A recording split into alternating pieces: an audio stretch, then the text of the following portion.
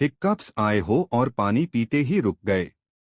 ये मैजिक नहीं है, हिक्कप्स टैब आते हैं जब डायफ्राम मसल अचानक कॉन्ट्रैक्ट करती है।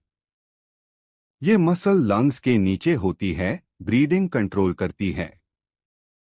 जब हम पानी पीते हैं, ब्रेन का फोकस हिक्कप्स से हट जाता है। इसे डायफ्राम रिलैक्स होती है और हिक्कप्स बैंड हो जाते हैं। Science is smarter than we think.